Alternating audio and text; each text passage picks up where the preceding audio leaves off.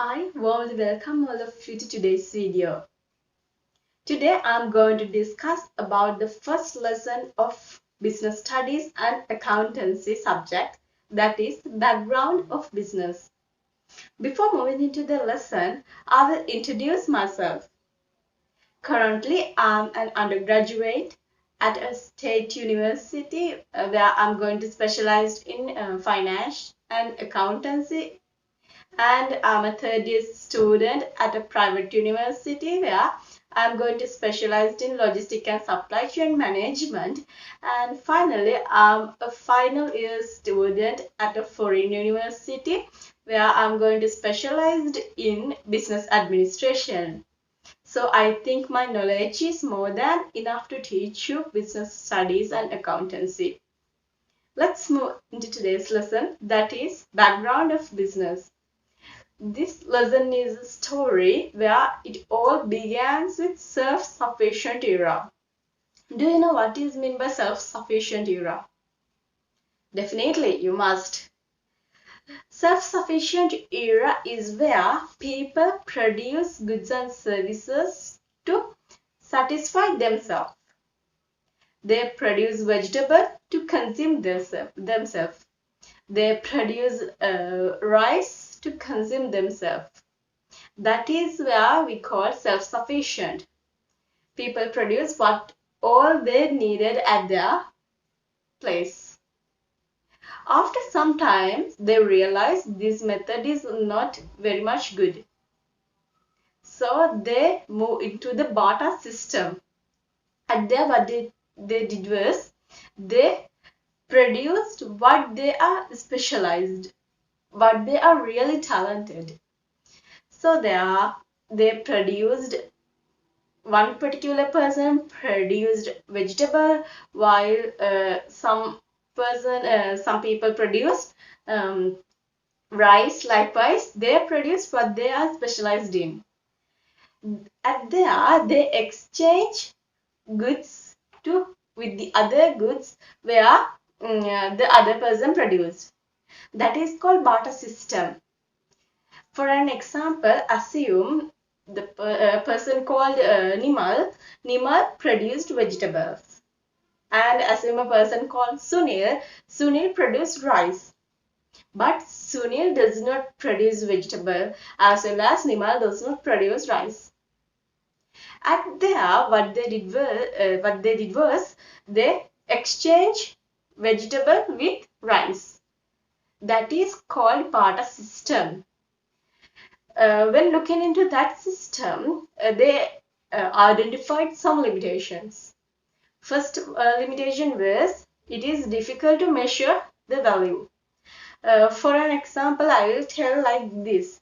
Assume a person want vegetable, but another person want cow. Assume. So there it is difficult to measure how much of vegetable going to exchange in order to get the cow. So it is difficult to measure the value, as well as difficult to break into the parts. The same example I will take. In there, assume you need 100. Assume you need 1 kilogram of vegetable, but you cannot exchange that to the whole cow. So there was the problem like that. As a result of that, people came up with a solution where they introduced some solid items to measure the value of the goods. As examples, I can tell they used stones, salt, seashells. Like they use different kind of solid items in order to measure the value of goods. As for an example, if I tell they valued 1 kilogram of vegetable to 1 stone. Likewise, they measure the value in terms of solid items. In here, they did the same thing where the money is now plain, but the thing is they use solid items. After that, money came into the existence. Now you know what is where the business began. Business started with a self-sufficient era. In the self-sufficient era, people produced themselves. Then they identified there are some limitations. Then they went to the barter system where they exchange one good with another, and then they used solid items in order to value the products. And after that, they use money. It means notes and coins to value the product. With that, business began. Before I introduce the definition for the business, I'll introduce two main concepts that is very much essential during this grade 10 and 11 and entire life. That is wants and needs. Do you know what is meant by need? What is meant by want? Yes, I think you should know it. Even though you do not know it by definition, but you all have needs as well as you all have wants. So what is meant by needs? Need is anything that you have to essentially fulfill in order to live. I will again repeat. Need is something that you must have in order to continue your life. There are few needs you have, that is food. First one is food, clothes, shelter, shelter by houses. Then those are the three main needs you have, and apart from that, you have transportation need, communication need, health, and as well as education. Likewise, you have several needs. I will explain briefly one by one. First one is food. Can any one of us live without food? No, we cannot. Everyone must have food in order to continue life. So that is a need. Everyone should fulfill that in order to live. The second one is shelter. Can we stay without a house? No, we cannot. We have to have a house in order to live properly. So it is also a must. As I mentioned before, need is something that we must fulfill. We cannot ignore it. We have to fulfill it in order to live. The third one is clothes. Can anyone of us stay without clothes? No, we have to have clothes. Those are three main needs that every one of us have. There are some more needs. Communication. We all have to communicate with each other. Then education. You know, each and every one of us in the present society, we all have to educate. So each and every one of us need to get education. So that is also a need. Then health.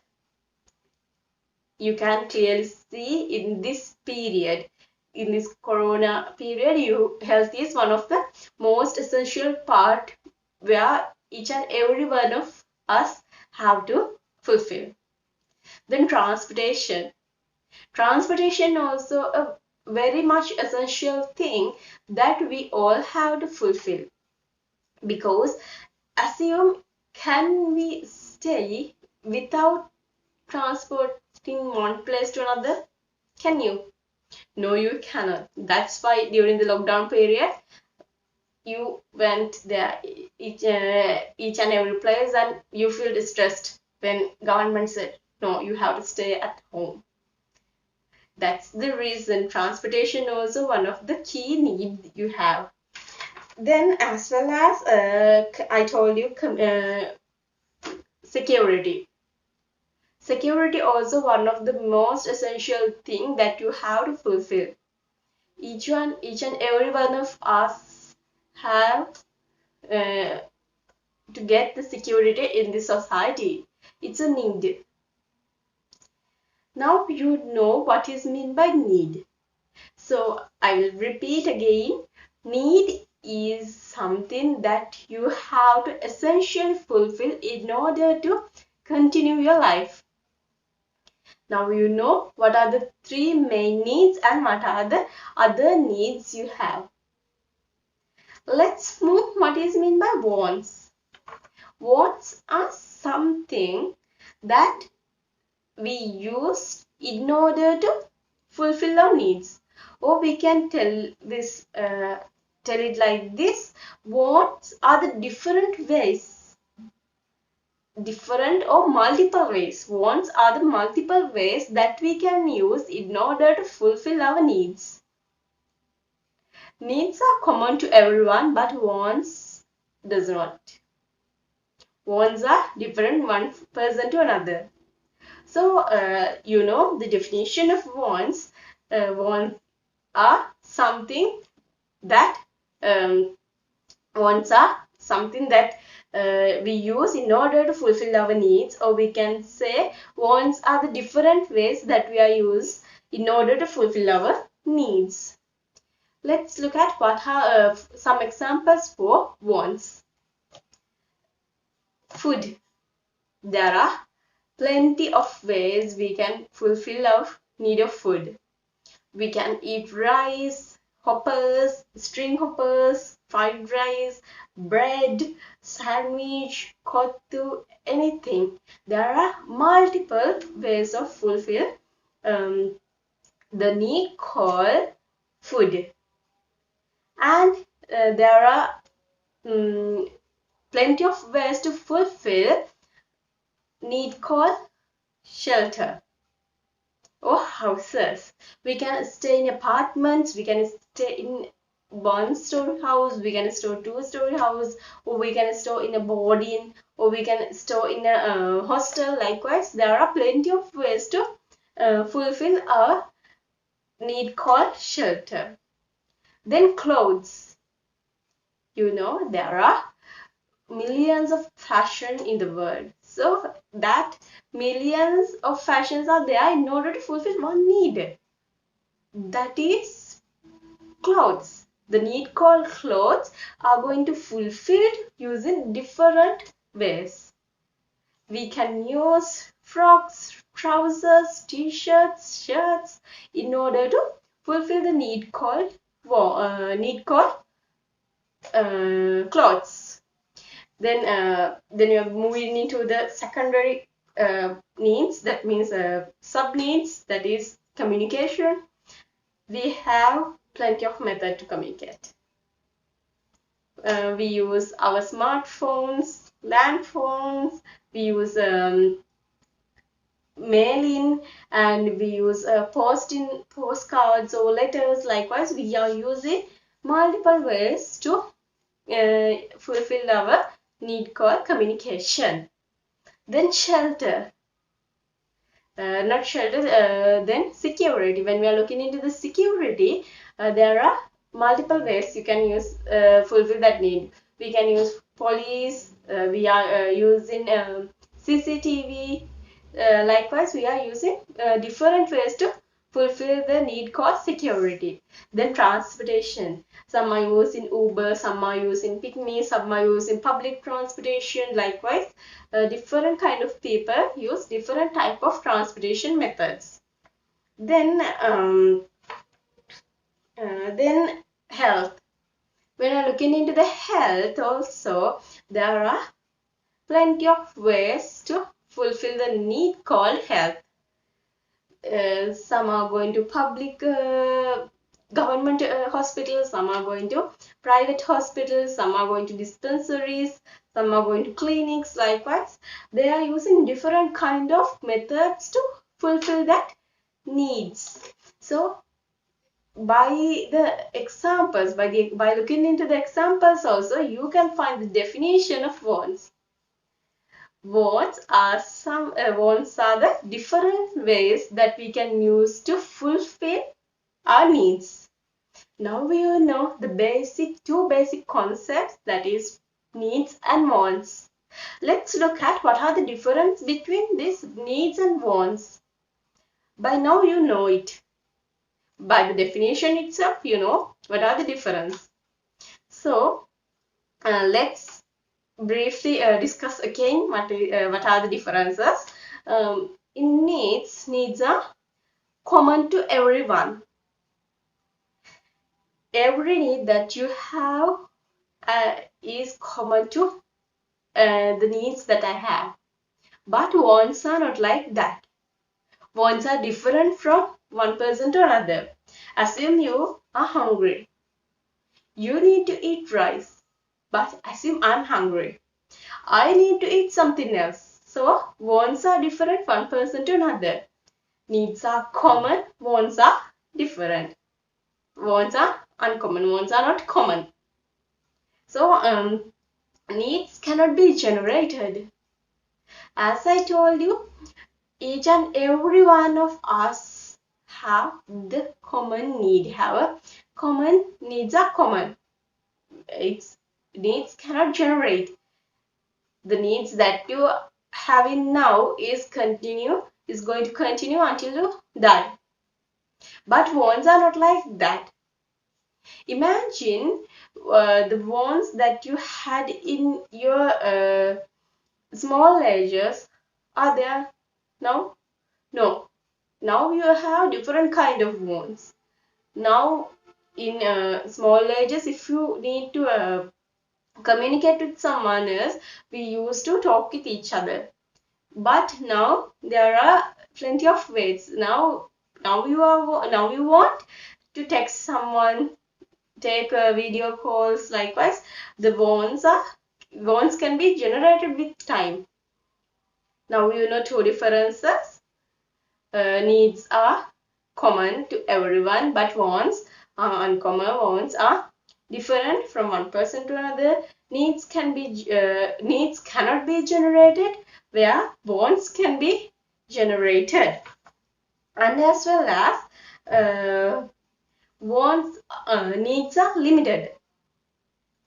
There are 8 needs. It is limited. It is not unlimited. But when considered about the wants are unlimited, because by name itself you can understand there are thousands of wants people have. People use different ways in order to satisfy themselves. So needs are not wants are not limited. Then needs are must. Needs are essential. We have to fulfill in order to live it. But wants are not like that. Wants are not essential. Wants can be changed. Assume you are hungry, but you want a kottu, but you can fulfill that your hungriness by having rice. It is not essential to have kottu in order to fulfill your hunger. Likewise, assume you need some clothes in there. You need a frock, but you can satisfy your need for clothes by using different way. It is not essential to go with a frock. That is why I called needs are essential while wants are not essential. By now you know what are the differences of needs and wants. So now you can easily score 4 out of 4 or 6 out of 6 in your O-level paper, where they specifically mention what is meant by need or what is meant by want, and differentiate needs and wants. At there you have to mention what is meant by needs, what is meant by wants, and you have to list down the differences between needs and wants. By answering that, you can easily score that marks without letting you go 1 or 2. You can score full marks for that question. Then now you know what is mean by now you know 2 key concepts, needs and wants. Let's look at what is mean by a business. Now it's the game. Okay, the business is something. Business is something that is created to. The business is something, or business is anything that is created to fulfill human needs and wants by producing goods and services with the aim of generating profits. Okay, I think it is little bit confusing. I will explain it slowly. What is mean by a business? A business is something, keep it in your mind, business is something that is there to produce goods and services. The main name of business is to produce goods and services. Why they are producing goods and services?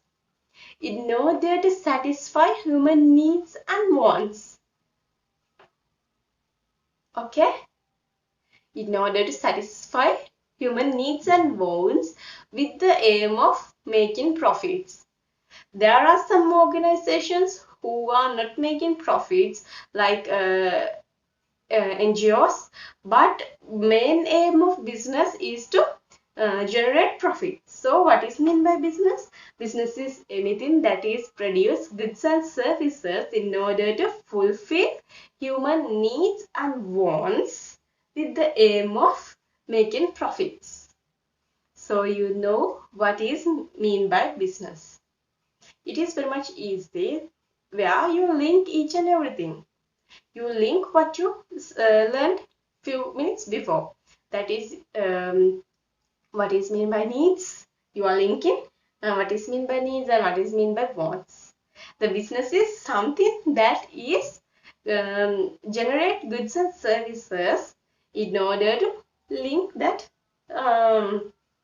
needs and wants, in order to satisfy that needs and wants of customers with the aim of generating profits. So what are the characteristics of a business? There are few characteristics of a business, as well as there are some different objectives of a business also. When they ask what are the different characteristics of business, you have to mention a business is producing goods and services. Business is an entity which produce goods and services. Business is something that motives profit. Business is something that fulfill human needs and wants. They are the characteristics of business. When you're looking into the objectives of the business, there are two main objectives. As I mentioned before at the definition of the business, the first objective of the business is to generating profits. Each and every business in this world, except some NGOs or some non-profit making organization, the most common objective is to generate profits. Each and everyone start their own business in order to generate some profits. So their ultimate objective, the business's ultimate objective is to generate profits. Second objective of a business is to satisfy human needs and wants. As I mentioned before, it is key to satisfy human needs and wants. Each and every business organization start in order to satisfy it. If any business is unable to satisfy human needs and wants, it is difficult to stay in the market. Assume if you are going into a shop and there, if the product we are looking for is not available, we get dissatisfied. So there we are get discouraged. As I mentioned before, one of the main objective is to satisfy human needs and wants. The ultimate objective of the business organizations also to satisfy human needs and wants. So by now you know what are the main two objectives of the business organization. That is, first to generate profits and to satisfy human needs and wants. Apart from main two objectives, there are some another objectives too. When we are listing down it, we can mention it as increasing the quality of goods and services. You know, by now there are thousands of business organizations providing the same kind of product. Assume there are thousands of organizations who produce soap. With the different names, they are producing thousands of soap. But consumers get attract towards the quality. When there are multiple choices, when there are multiple products that they have to choose, they go with the quality. So one of the main objective of any business organization is to increase the quality of the goods and services that they are introducing to the market. Then the next objective is generating employments. Where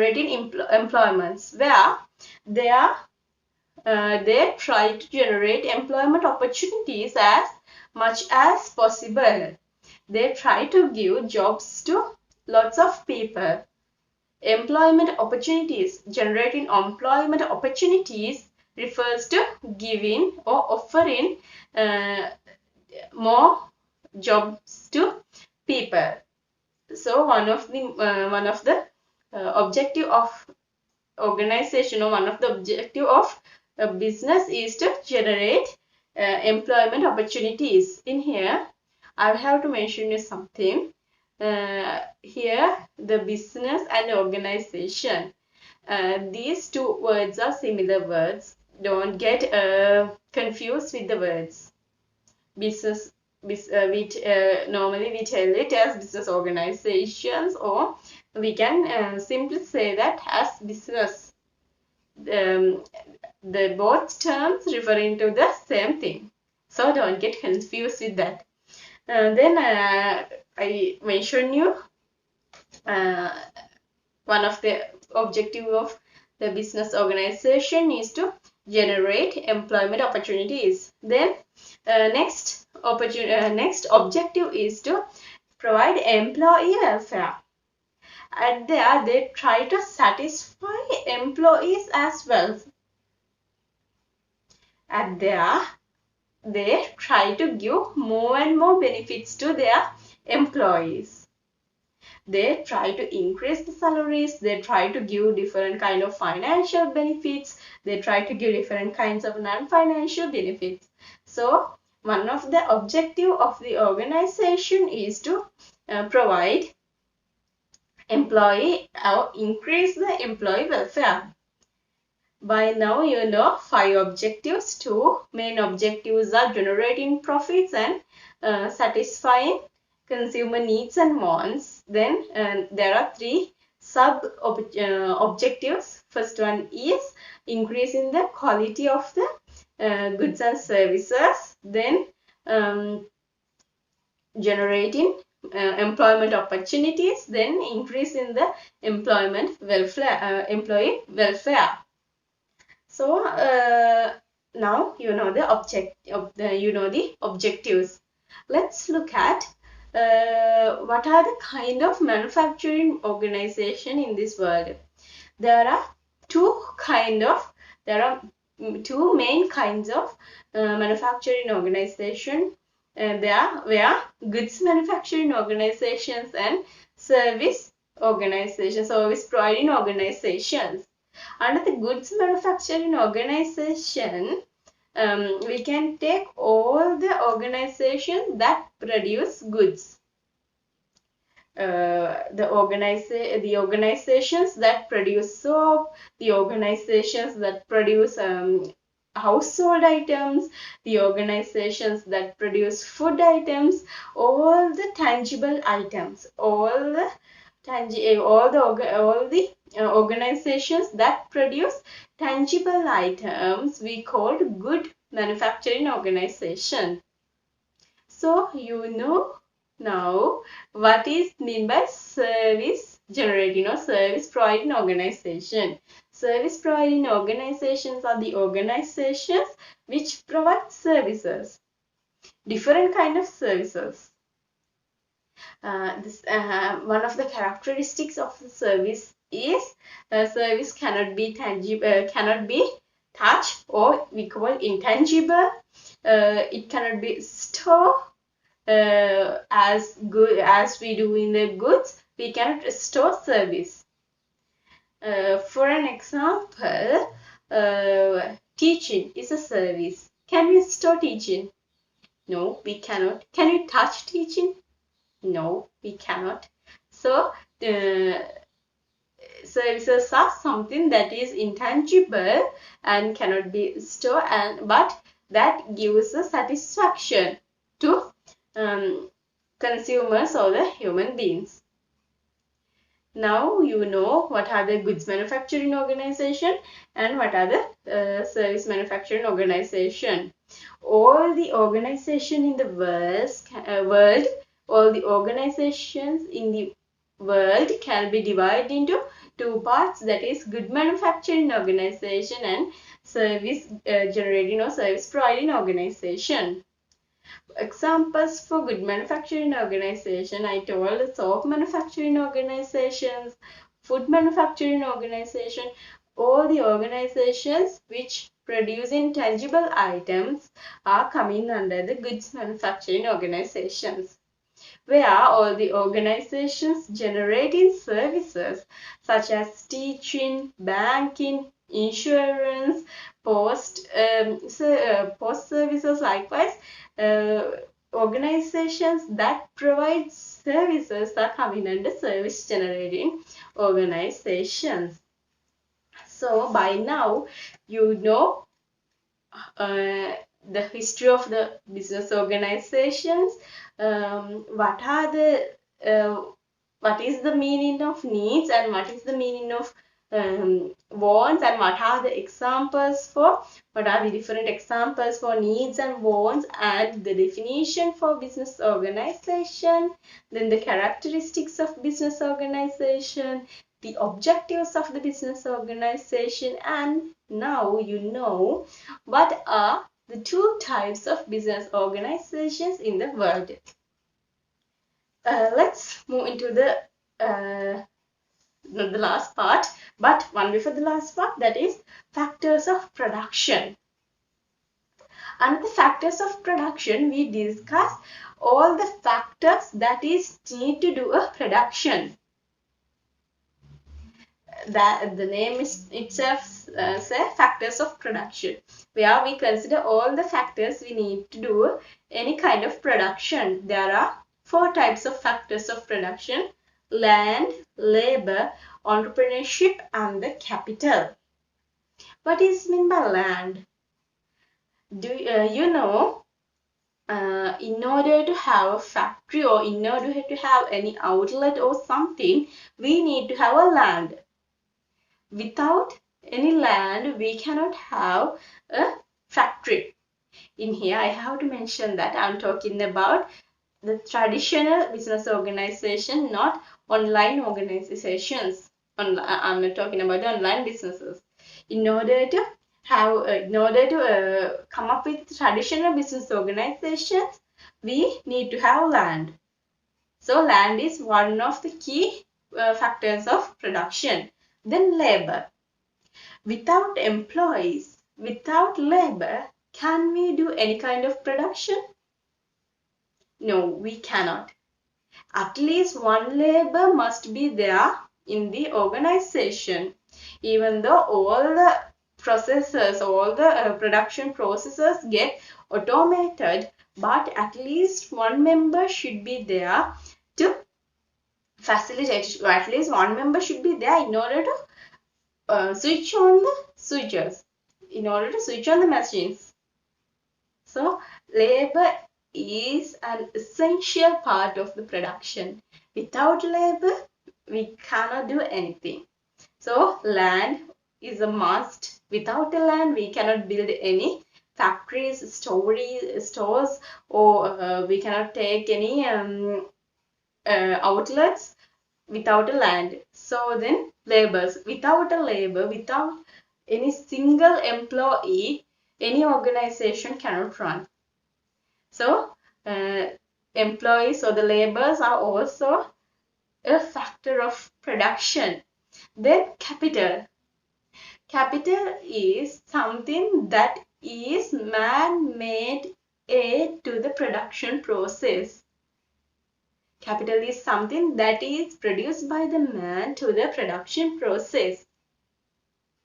It can be an asset, it can be a cash, but in future when you're doing the higher studies, you recognize that cash or the money is not coming under the capital, because money is not a man-made aid. It is not produced by the man. Money is not produced by the man. So under the capital, money, we cannot take money. So all the man-made aids are coming in under the capital. It can be an asset, it can be a it can be any financial, anything, not financial, it can be anything that is coming under the, that is produced by the man. Then entrepreneurship. Different people pronounce this in different ways, but in general we pronounce this as entrepreneurship. Without an entrepreneur, all the production factors get waste. In order to combine all the factors of production into one, in order to combine land with employees and the capital, there should be a person called an entrepreneur. An entrepreneur is the person who combines all the factors of production and come up with the final product.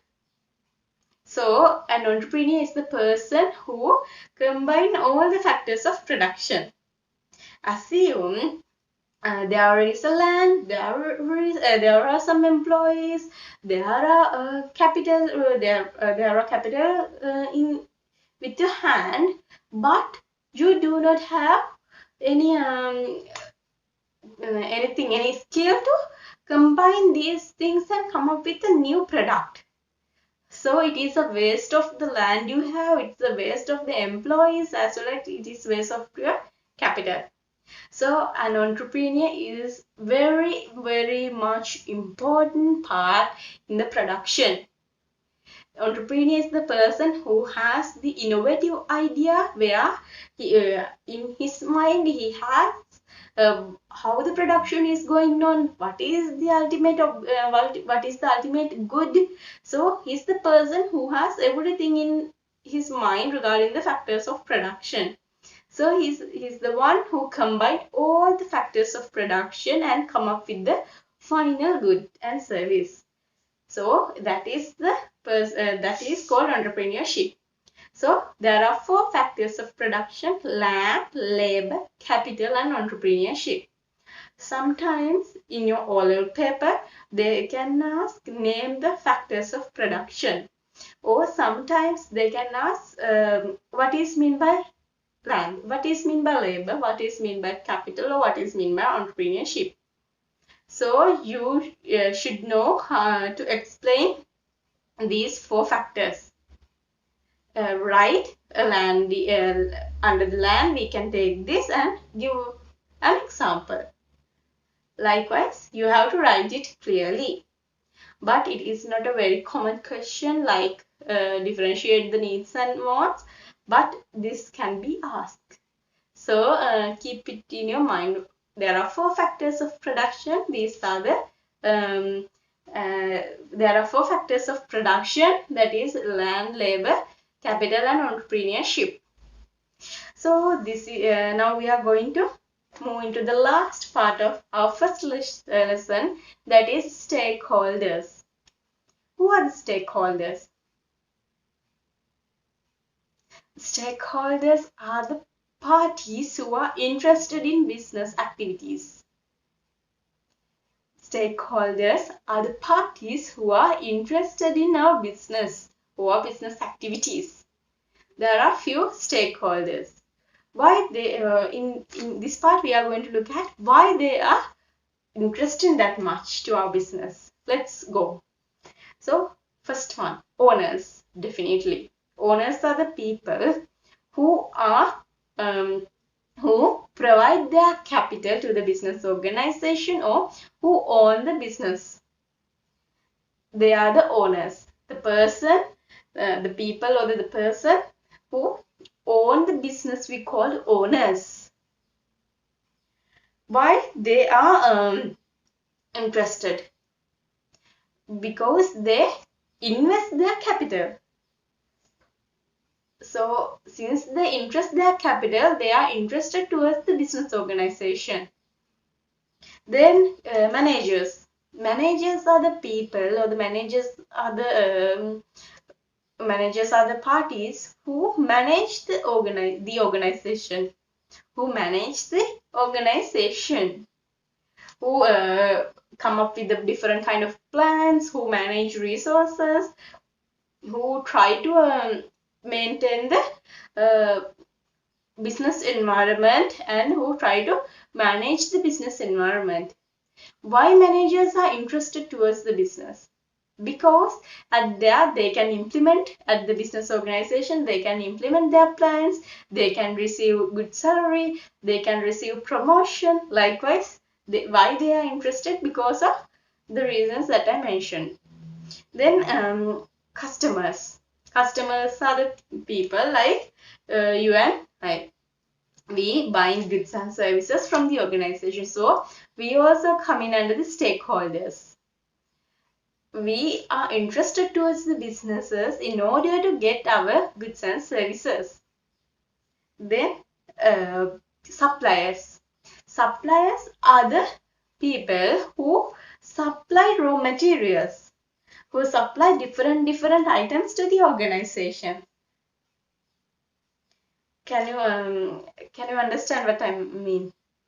Suppliers are the see, as we receive something from the organization in order to produce that particular good, organization has to buy that goods from buy that raw materials from someone else. The people who provide that raw materials called suppliers. Okay. Then why suppliers are interested towards the business organization? Because to ensure their future supplies, to receive substantial amount of money from the organization, and in order to have future transactions with the organization, and in order to have good agreement or the good relationship with the organization. Then competitors. Competitors also come in under the stakeholders, where we need competitors in order to run our business smoothly, because competitors provide a measurement in order to measure our business organization, to in which place we are in the market. By looking at the competitors, we can identify our position in the marketplace. So why competitors are interested towards our business organization? They are interested in our business organization because they can obtain information from our business organization. Then financial institutes. Financial institutes are also coming as stakeholders, where they give financial facilities, they give loans, they give financial support to our organization. Then employees. Employees are key to any organization. As I mentioned in factors of production, employees are the key party in any organization. Employees are interested towards the business organization in order to get a substantial salary, in order to ensure their job security, in order to get other financial and non-financial benefits. Then government. Government also a stakeholder, because government obtain tax revenue from the organization, as well as government provides subsidies. I think you can understand what is meant by tax, but there are maybe some confusion between subsidies. Subsidies is a thing that is provided by the government in order to encourage the business organization. Assume if a business organization provide lots of employment opportunities, as a result of that, government as an appreciation. As an appreciation, government may give different benefits to that organization. That is called subsidiaries. Then as a stakeholder, we can take government because of that reasons. Then society. Society also a stakeholder, where society also interested towards the activities of business organization. In there, why they interested?